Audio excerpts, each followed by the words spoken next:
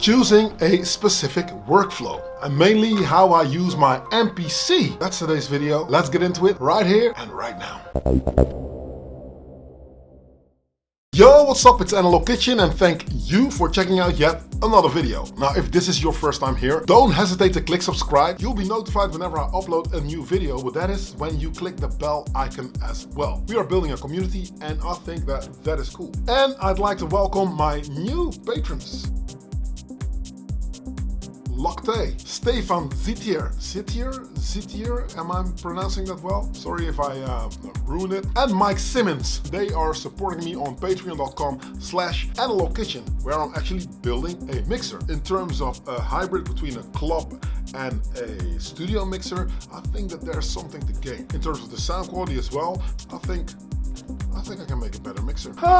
What's in the box? I'll show you later on. And how do you like it actually? I mean, it's a work in progress, I have to say, but this is going to be my new studio actually. I'm moving. The place where I was in Rotterdam, oh man, it looked nice, but in terms of rain pouring in and stuff, oh, you know, the last thing you would want is to show up at your studio and then, you know, your equipment's all ruined. So I actually found a new spot, and I'm going to build and rebuild it, but I've made it work so that it's already going.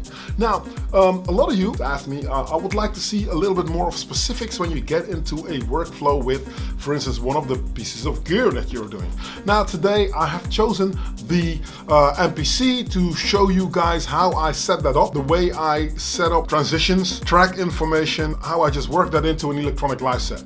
Everybody knows the MPC Live. I mean, it hails from the MPC 2000 days. Those boxes were really cool when it came to making hip-hop music. I mean, they've got like a cool beat slicing thing that a lot of people seems to get into. A lot of turntablists are really using that specific box to make music with, but not a lot of people are making electronic music, say techno, with that box.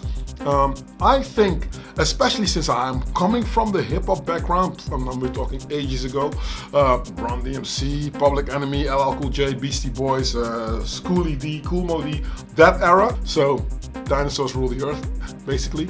And those MPCs were like a big thing, you know. MPC stands for Music Production Center, in case you didn't know. But the MPC Live is a homage to those days, and I really enjoy making music, whatever it is, you know. But when it comes to making music and performing, I do prefer the DAWless realm, as you know if you follow this channel at all.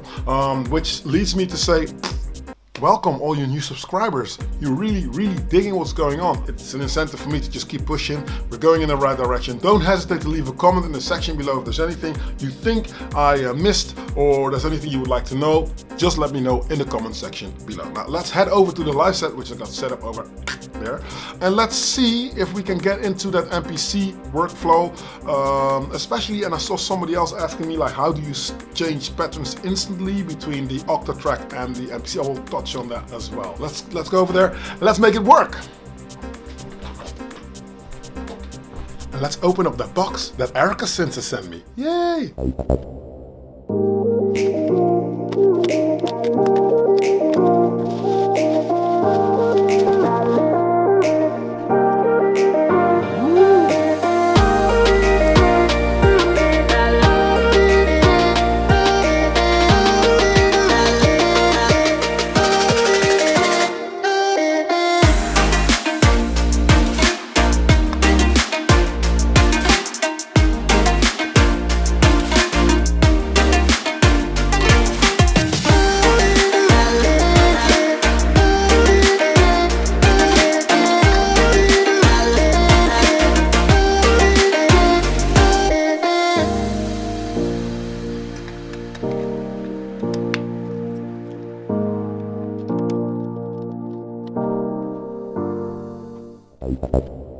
I've got like my Launch Control XL that's wired to the MPC Live.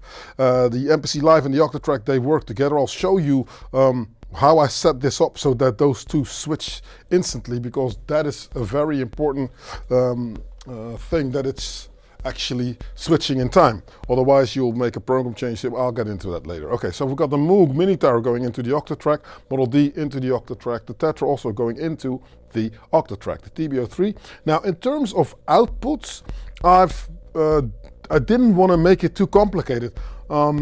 you can divide all your different drums onto different channels, and that would be cool in a studio setting. So if you were ever to record your multi-track, record your track for mixing, either by yourself or by an engineer, you're going to a studio, then obviously there is a different way of wiring stuff, as the Octatrack has got 4 outputs and the Akai MPC Live has got 6 outputs. So obviously there's a lot of possibilities that you can do in terms of just multi-tracking your track. What I have done, however, is I set it up in a DJ kind of way so that the Electron Octatrack is only using a stereo output. Similar to the MPC Live, that's also using a stereo output. Well, the kick drum, obviously, I have wired that separately, so there's 3 channels coming from the Akai, so stereo, and the mono channel for the kick drum, which is on track number 1 here on the L12 Zoom live track mixer. Then stereo Octatrack, as I said. Then of course there's a stereo coming from the TB03 also.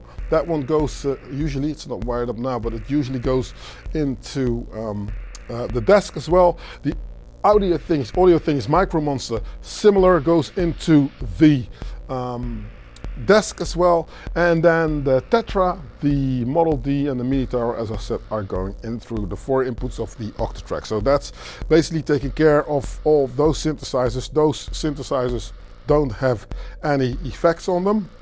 Since I route them through the Octatrack, I can now manipulate the different settings, and I can put some reverb or delay on those synthesizers, so I don't have to take extra pedals for those synthesizers. I try to just be like the Jack in the Box, open the lid up and just have myself going within seconds without wiring up too much stuff. And I do sometimes bring pedals, as you've seen in previous videos, but that is when I will, there's one over here, the Hall of Fame, but then I will link it up to the SH101 or to the Juno or whatever synthesizer is the choice of the day. The nice folks over at Erica Synths, thank you very much guys, big thumbs up, have sent me the Acidbox 3. I will not go completely crazy into it today because I want to do a separate video on it, but as you know, this is not an unboxing channel. It's merely a channel on how I use tools in my live set. So there's a gazillion unboxing videos as well. I will basically show you on how I use it. Today I've wired it up to the master output of the of what I'm doing here. So before it goes to the room, as you might call it, before it goes into the room, it goes through the filter. So the whole set is going through the filter today. Now this is what we are working with today. This is the track.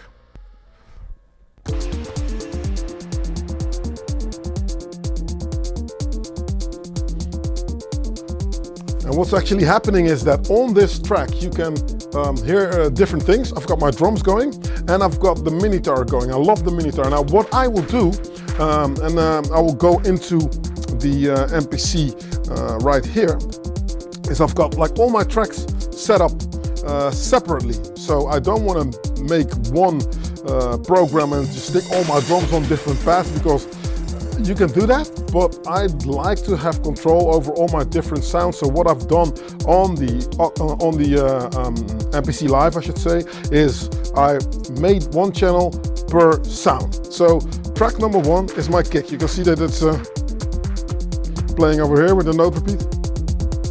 Nice one. So it will give you instant access to it.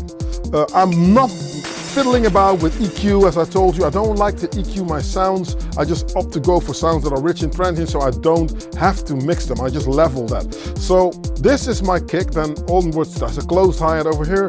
Then there's an open hi-hat on track 3, which is muted in this sequence. I will get to the sequences in a while. Then there's a ride cymbal as well, a clap, and then there's toms. And that, I think, is about it for my drums, you know. Then there's a top loop, but I don't think it's playing right now. There's a background loop, so all the effects and all the air candy you can hear is also being set up. And this is a sequence that spans over 16 bars. So if I'm turning off the Minitar, you hear I've got different things going. So I like to get my drums going in a sense that there's captains and there are sailors. Yeah, there's like chiefs and there's Indians. So you need to make sure that certain things are in control, like my kick drum and that tom that's making a bass line out. Because this in itself, if anything breaks down or my Moog doesn't play, or sometimes you got like these weird issues where you go to a different sequence and something doesn't play, that this should already occupy your brain enough for you to dance on. So to dance to, I should say. Now, okay. Yeah, that's how I set up that, the background. Then moving on, I've got a rave sound that's not playing. Then I've got the octatrack. Now this is very important because the octatrack has got turbo MIDI, which means that every electron box will talk to another electron box, in the sense that if you were to switch patterns, instantly another electron machine would also switch to that second or third or whatever pattern where you're going to. It doesn't work with the MPC. Now, if you've tried it already, it basically means if you're going to a different sequence, it sends out the MIDI program change command to the octatrack, and then the octatrack will eat it on the change. So when this is already in the next sequence playing, this one is waiting for 1 to 4 bars, depending on how you do it. So you can see that I've got my second, 2, 3, 4, the third, 2, 3, 4, the fourth, 2, 3, 4, and then it switches. Very annoying. So on your MPC, basically you have to go into the list edit. Now, if you go into the list edit, you can see that I've got like 2 distinct different sets here. On the first of the bar, which is 1.1.000, I've placed MIDI command 35. And on the end of the bar, which is 17.1.0, I put 34. Now, don't chew my ear off, but one is reset and one is start stop. It's the simplest trick in the world, but if you don't know how to do it, and I need to go onto the Electronauts website to find out about it. I've been searching for that for like 2 years. Basically what it does is it tells the octatrack to stop on the end of the bar, but in the same instant, and that goes like into microseconds obviously, but these are computers, so they'll calculate. On the one, it gets a reset. So instead of getting the program change, it's basically just resetting itself on the right program, which is a smart way to do it, you know? So now my sequences, this is how I set it up. This is the next sequence page. You can see that I've labeled it 15.1, 15.2, 15.3, 15.4, 5, 6, 7, and 8, which means that out of my 8 banks, I've divided all the things into 8 separate, or 16 tracks. So my track consists out of 8 blocks, 8 sequences. This is the sparsest sequence then. So I will start my track like this. This is the one I transition into coming out of the other track, yeah, like this. Now what I didn't mention is over on this side I've got like Launch Control XL, which is MIDI mapped to the MPC Live. Because I've only got a stereo track going into the mixer, I obviously want to have control over my drums, but I don't want to fiddle about with levels and accidentally hitting different levels of different synthesizers. No. So I've got a different machine set up to take care of that, which is the Launch Control XL, which takes care of all the drums. How nice is that? And again, just to make sure it's stupid fail-safe, I make sure that whenever all the faders are down, there's always something playing. Because the one thing I hate to happen is silence. Silencio, not good. Happens, and unless you're a good singer or a great singer, I don't care, it's not the best in the world. So obviously, I've got something moving, yeah? And then on the multi-clock, I've got different ports. So if those two decide to quit or stop or whatever, I can also opt to just play like the TB03 on a different channel as well. So that if everything breaks down, I can have something playing still and reset things, and you would not be any wiser, but I have reset everything. Going back to the MPC. Now this is the sequence. See, I switched over to 15.2, which means I've got more stuff that's starting. Let's go back to the first one, next bar. So this is my first one. I've opened up all the drums that are playing now. Let me open up the... And what I like is that I can then gradually build in the track the way I would like to do it. And because I've got like a... see? This of course is the stereo output where all the drums are going, apart from the kick. So if I want to have all the drums enter, I can just go like... So that's the little trick. So when you start to do this live, you find out that sometimes it just works out in ways that you didn't expect, but it will actually do something that will help you. Now I've got my drums going, yeah? Let's go to a different sequence here. 12, 13, 14, let's click it already. You see it blinking, that means we're going to the second pattern and something else will be playing right here. Slight change, but there's a short hi-hat that comes in that is playing on the second or on the hi-hat position. So that's going. So let's see what else we got.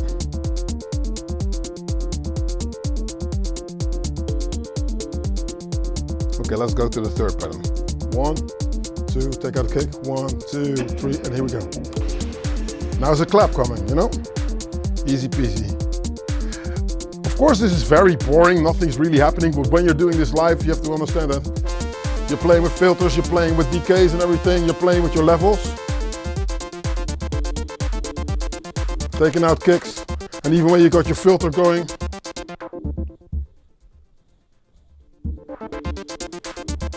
you know, you keep it interactive. All right, let's go for the drop, yeah? Now, I've got a drum computer already set up in here. If I'm not bringing an interactive drum computer where I can do those things live or drum something in, it's very cool to have something playing here. The track that I set up here is different in that it's all just techno and adrenaline right here. And now let's go for a little bit of a melody. So you can hear that we're going. So here we go to 5, 3, 4. And something else is playing as well. The Tetra will also be playing. We'll get into that later. But the way I've set stuff up is that I just want to manually open up volumes on different things as well. So you can see clearly that this is going in a certain direction. So I'll turn my Minitar down, shorten the notes. Usually, not that drastic. And then you'll open up your Model D.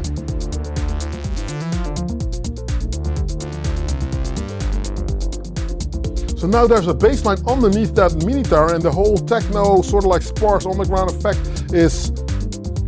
it's not gone, but it's a little bit more pleasing. So you're giving yourself more options.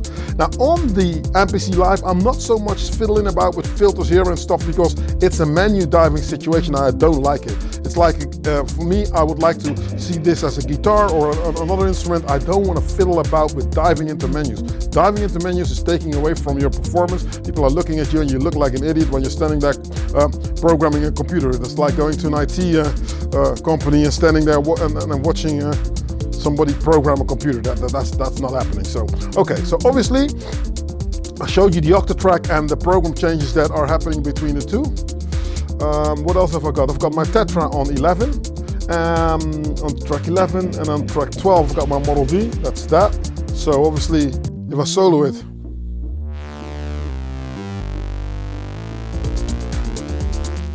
I can also map that to my Launch Control XL, but I was very lazy. I've only mapped out the levels, I didn't map out filters and everything. You can go completely crazy, but again, the more you map out, the more you've got knobs to twist, and I just want to keep it fairly simple, you know? So the track should, you know, go like simple, you know? I'm trying to keep things simple because everything will get enhanced when you're out there on that dance floor if the COVID thing lifts, and then you understand that, you know, simple wins the race. And there's enough knobs to fiddle about already. So when this starts to sound familiar to you and to the crowd, you see people that might not be losing interest, but you see that they are ready for some extra information. That's when you take out the kick, open gonna filter a little bit. More music. So the Tetra plays chords to accompany what's going on. And do you now see how this mini guitar that was the lead thing in the beginning has all of a sudden become something like a breakbeat catalyst to just drive the engine of the track, you know? Let's turn this down. And let's turn the filter down on the Model D as well so that you can really hear what's going on. Because it's different when this plays. This is how we started, remember?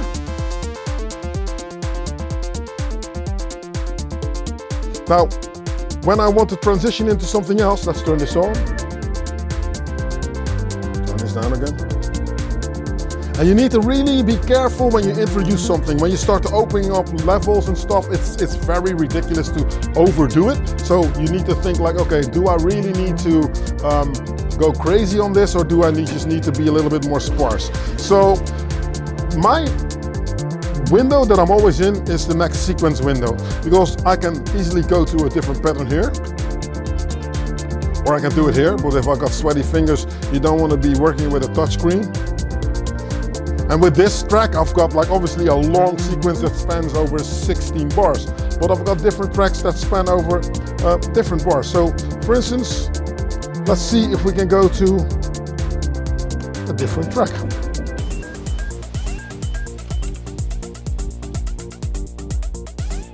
So now we're on track 3, obviously.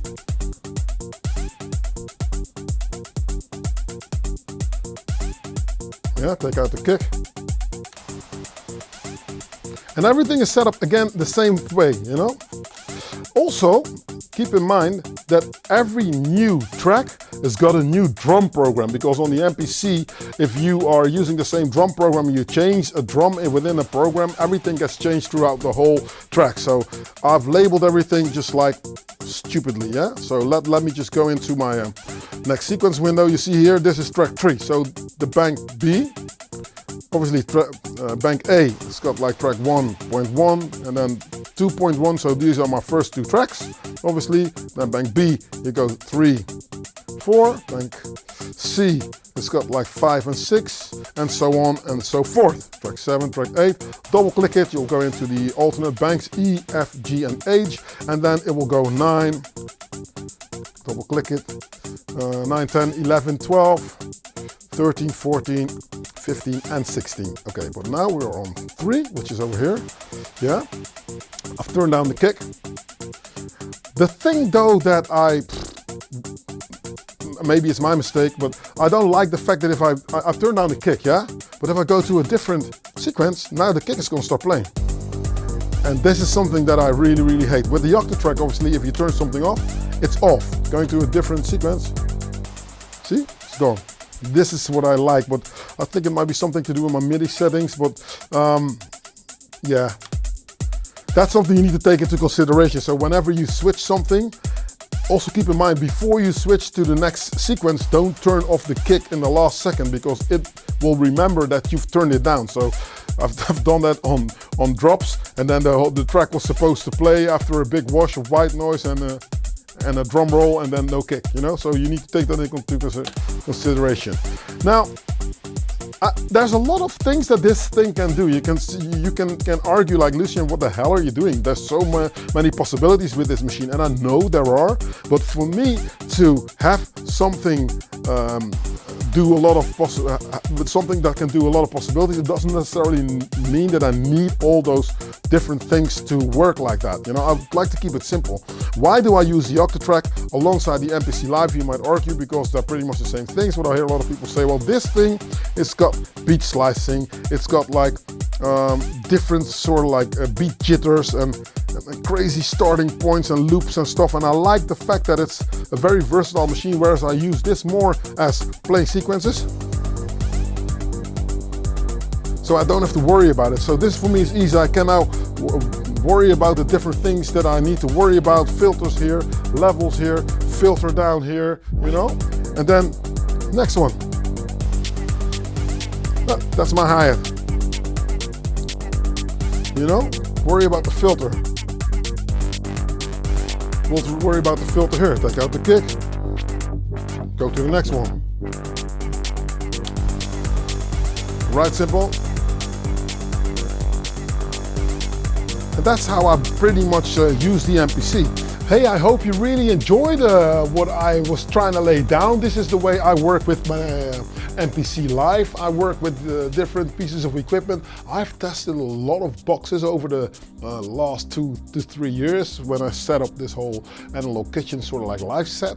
And there were a lot of machines that really were like easy to use or simple with a learning curve, but I'm always about sound, and I think that the MPC and the Octatrack and the Model D also and the Mini Tower, those are machines that don't need a lot of work. They don't need a lot of tweaking in order for you to get a good result.